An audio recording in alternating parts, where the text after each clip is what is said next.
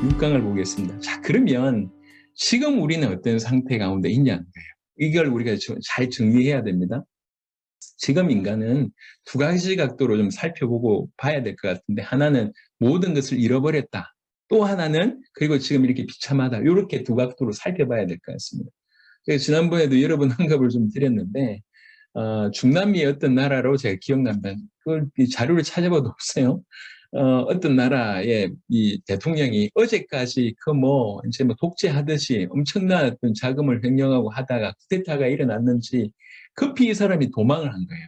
그래서 옆 나라에 가서 그 대통령이었던 사람이 길바닥에서 텐트 치고 있는, 그래서 텐트 치고 거기에 누워있는 사진이 올라왔어요. 사진이. 어제까지 대통령이었고, 어제까지 엄청난 돈을 가지고 있었고, 엄청난 영향력을 가지고 있는데, 하루아침에 싹 다 잃은 거예요. 모든 것을 잃고, 지금 뭐 하고 있냐, 이렇게 비참하게 텐트 치고 있다는 거죠. 각도가 두 가지입니다. 모든 것을 잃어버렸다. 뭘 잃어버렸냐? 그리고 이렇게 비참하다. 어떻게 비참하냐? 이 두 가지입니다. 그래서 먼저는 모든 것을 잃어버렸다고 하는 것은 어떤 걸로 해석할 수 있냐면, 제가 처음에 하나님의 형상대로 지음받은 존재가 어떤 존재인지를 설명했습니다. 하나는 영적인 존재고, 네, 하나는 또 왕적인 존재고, 또 하나는 처음부터 자녀였고, 또 하나는 그리스도와 흡사한 존재였다. 이렇게 얘기합니다. 자, 그런데 에베소 2장 1절에 보니까 그는 헛물과 죄로 죽었던 너희를 살리셨도다 되어 있습니다.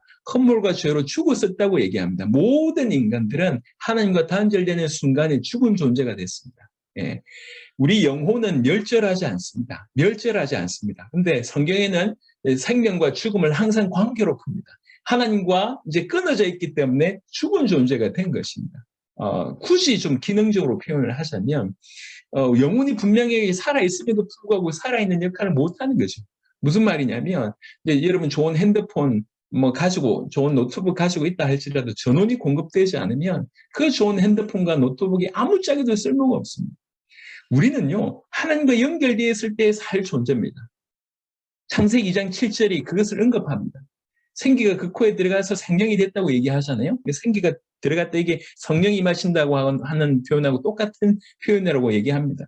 하나님과 연결되어 있을 때 살 존재인데 끊어져 버렸어요. 전원이 공급되지 않는 거죠. 그래서 이 인간이 멀쩡하게 영적인 존재인 인간이 영혼이 있는지, 하나님이 있는지, 천사가 있는지, 지옥에 있는지, 귀신이 있는지 아무것도 모르는 존재가 되어버렸습니다.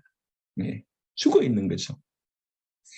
영적인 존재가 영적으로 죽어 있다. 이게 첫 번째, 그걸 잃어버렸다는 것이죠. 두 번째는 처음부터 하나님의 자녀였다고 얘기했는데, 요한복음 8장 44절에 예수님께서 너희는 너희 아비 마귀에게서 났다고 얘기합니다. 마귀의 자녀라고 얘기합니다.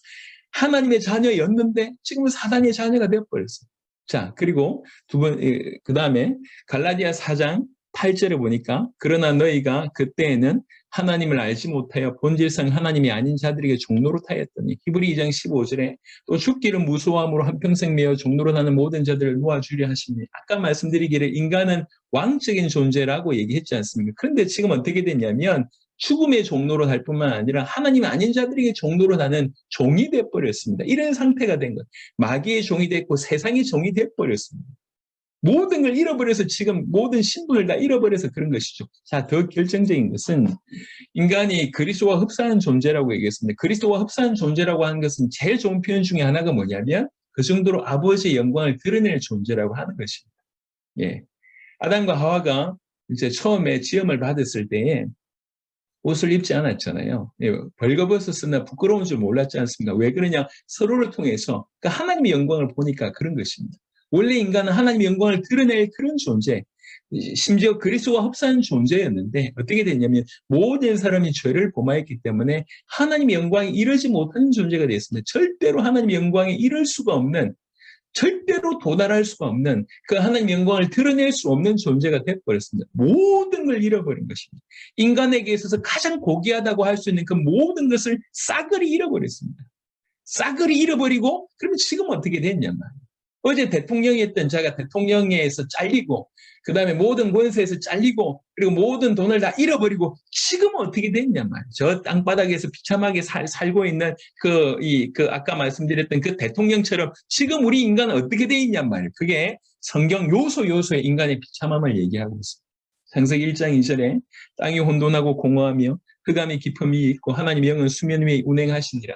이게 뭐 이제 신학적으로 얘기할 때는 얘기할 것이 많지만 그냥 다 페일은하고 빛이 없는 상태가 이 상태입니다. 빛이 없으면 어둡습니다. 빛이 없으면 이제 혼란스럽습니다. 빛이 없으면 공허합니다. 이게 빛 없는 상태입니다. 참된 빛 없는 인간의 마음 상태도 이 세 가지라고 표현할 수 있습니다. 왜 사람들이 자살할까요? 어두워서 자살합니다. 캄캄해서 자살합니다. 감정이 어둡고 상황이 어둡고 의지가 어둡고 어두워서 자살하는 거예요.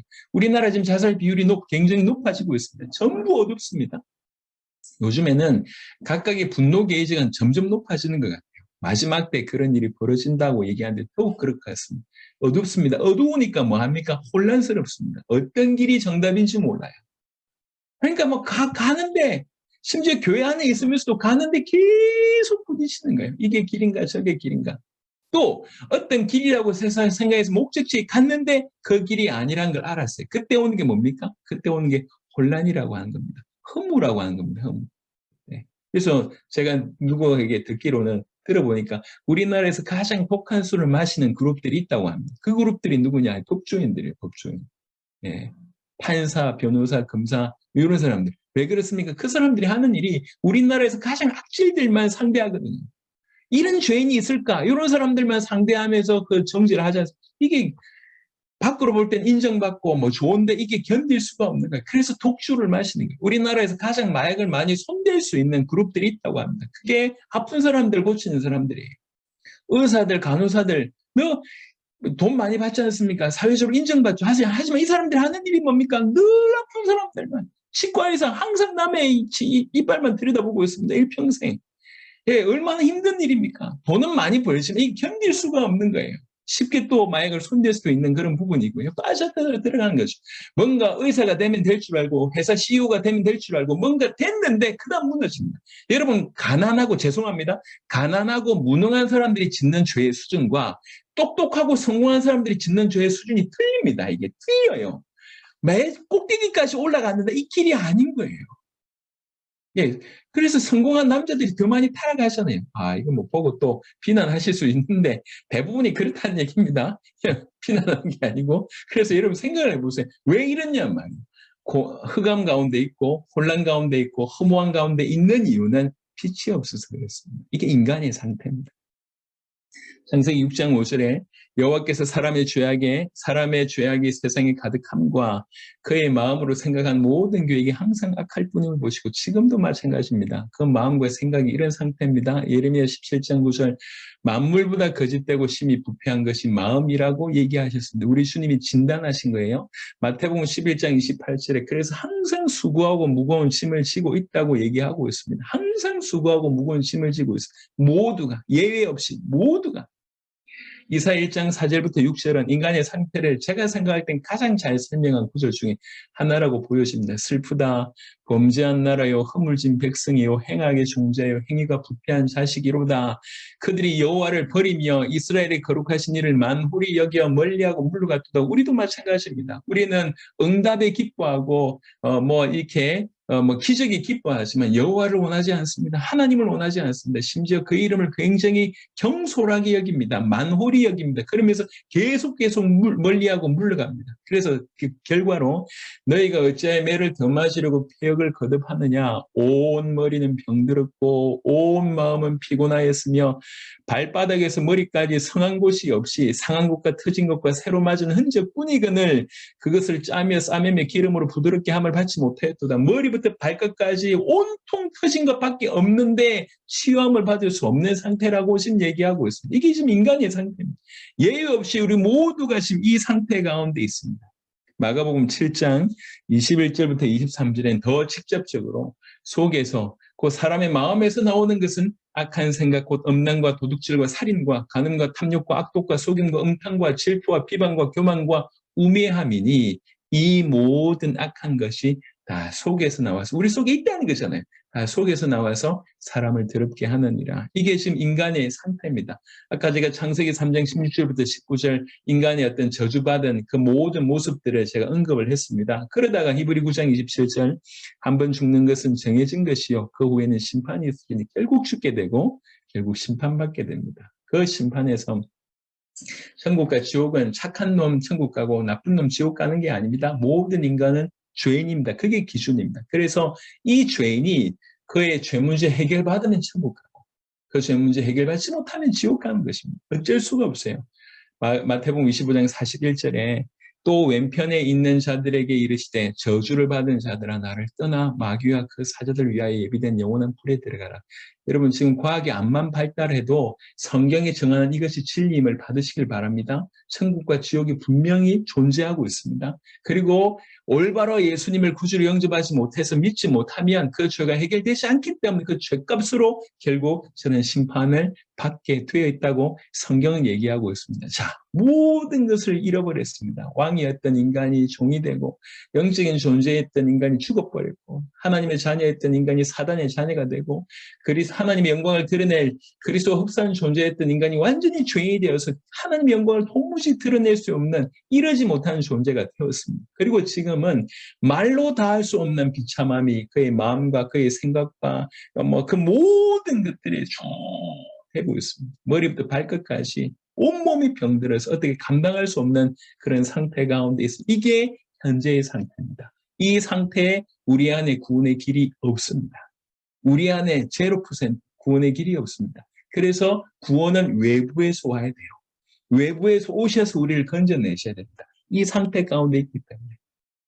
3번은 말씀드렸듯이 흐름과 예외로 그날 오신 분들한테 주시는 복음의 메시지입니다. 이런 가운데 하나님께서 주신 답이 있습니다. 여러분 성경은 문제가 하나다라고 얘기합니다. 유일한 문제, 하나님을 떠나서 왔다는 거죠. 왜 하나님 떠났냐고 얘기할 때 죄 때문이고 왜 죄를 범했냐고 얘기할 때 사단이라고 얘기할 수 있지만 크게 볼 때 하나님 떠나서 모든 문제가 왔다고 얘기하고 있습니다. 그래서 성경은 하나님을 만나면 모든 문제가 끝난다고 얘기합니다. 그런데 하나님 만나는 길이 유일하게 한 길밖에 없다고 성경은 얘기하고 있습니다. 그래서 유일한 문제, 유일한 답, 유일한 길을 얘기하고 있습니다. 유일한 길이 누구시냐? 오직 예수님이 요한복음 14장 6절에 예수께서 이르시되 내가 곧 길이요 진리요 생명이니 나로 말미암지 않고는 아버지께로 올 자가 없다. 이렇게 크게 얘기하고 있습니다. 조금 구체적으로 보면 유일한 문제 요한복음 15장 6절에 사람이 내 안에 거하지 아니하면 가지처럼 밖에 버려져 마르나니 사람들이 그것을 모아다가 불에 던져 사르느니라. 이것이 유일한 문제입니다. 그리고 하나님을 만나면 모든 문제가 끝난 것입니다. 이컨대 시편 23편에 여호와가 나의 목자면 내게 부족함이 없으리로다. 창세기 39절에 여호와께서 함께 하심으로 형통한 자가 되었다고 얘기합니다. 신명기 2장 7절에 이렇게 말씀합니다. 네 하나님 여호와께서 네가 하는 모든 일에 너에게 복을 주시고 네가 이 큰 광야에 두루 다님을 알고 네 하나님 여호와께서 이 40년 동안을 너와 함께 하셨으므로 너에게 부족함이 없었느니라 하시고 되어 있습니다. 신명기 2장 7절 이렇게 언급되어 있습니다. 하나님이 우리와 함께 하시면 전혀 부족하지 않습니다. 유일한 길이 한 길밖에 없습니다. 이사야 7장 14절에 그러므로 주께서 친히 징조를 너에게 주실 것이라 보라 처녀가 잉태하여 아들 낳을 것이요 그 이름을 임마누엘이라 하리라. 자, 이 길이 누구십니까? 누가 그리스도이신가? 요한복음 14장 6절을 통해서 말씀을 드렸습니다. 자, 마무리를 좀 하도록 하겠습니다.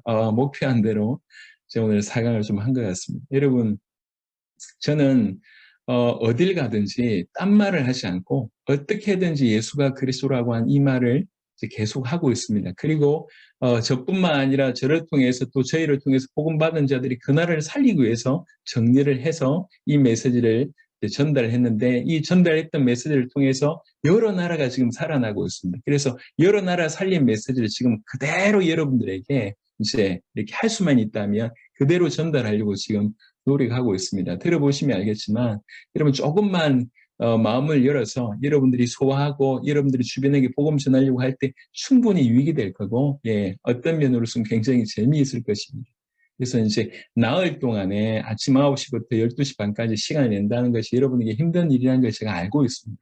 그럼에도 불구하고 여러분의 영혼과 그리고 여러분의 사역에 충분히 도움이 되리라고 확신합니다. 제 입장에서는 아까도 말씀드렸듯이 무능한 놈이 이 복음 제대로 이렇게 은혜 주셔서 이 복음이면 세계 살릴 수 있겠다고 깨달아지고 이 복음이면 전 세계를 살릴 수 있을 뿐만 아니라 전 세계는 주께서 준비하신 제자가 있기 때문에 이 복음만 지나면 그 제자는 찾을 수 있고 그 제자에게 복음을 더 깊이 풀어내면 그 제자가 그 나라를 살리겠구나. 요 믿음 하나 가지고 나갔더니 7, 8년 만에 그런 어떤 놀라운 증거들을 보게 됐는데 이건 어떤 특별한 누구만 할 수 있는 영역이 전혀 못 됩니다. 모든 사람이 할 수 있다고 저는 자부하기 때문에 그래서 할 수만 있다면 여튼 여러분들 통해서 저에게 통해서 일어났던 역사보다 훨씬 많은 일들이 많은 역사들이 일어났으면 좋겠습니다. 여러분이 속한 모든 단체들, 모든 교단들, 여러분 교회들, 여러분의 사회 현지가 다 살아났으면 좋겠습니다. 이 자리에는 지난 시간 동안에 저와 같이 이 만남에서 사역하는 선교사님들이 계십니다. 감사하게 그 선교사님 선교시에게 귀중한 열매들이 계속 일어나고 있습니다. 이제는 여러분 차례가 되었으면 좋겠습니다. 그래서 앞으로 이제 오늘 이제 끝났고 이제 3일 동안 계속 사역이 진행될 건데 제가 오늘 이렇게 속도 낸 이유는 똑같은 한 강의지만 뒤에 내용이 훨씬 좀 이렇게 깊이 있고 풍성하기 때문에 그래서 좀 앞에 강의들을 좀 속도를 내고 뒤에 강의들을 좀 풍성하게 다루려고 하는 것입니다. 네, 여러분 좀 결단하시고 이제 인도를 받으시면 좋겠고 아까 말씀드렸듯이 은혜 받으시면 계속 이제 화면을 열어주시면 좋겠습니다. 감사합니다. 기도하겠습니다. 하나님 감사합니다. 오늘 첫날 귀중한 하나님이 보내주신 하나님의 사람들과 하나님의 말씀 당신이 그토록 귀하게 여기시고 좋아하시는 당신의 복음을 전할 수 있도록 축복하심을 감사합니다. 주님 계속 복음의 부요함이 우리 가운데 있도록 축복하여 주시옵소서. 복음이 우리 가슴을 정확하게 울릴 수 있도록 하나님 역사해 주옵소서. 수종되는 모든 주의 백성 축복하시고 우리 주 예수 그리스도의 이름으로 기도드렸습니다. 아멘.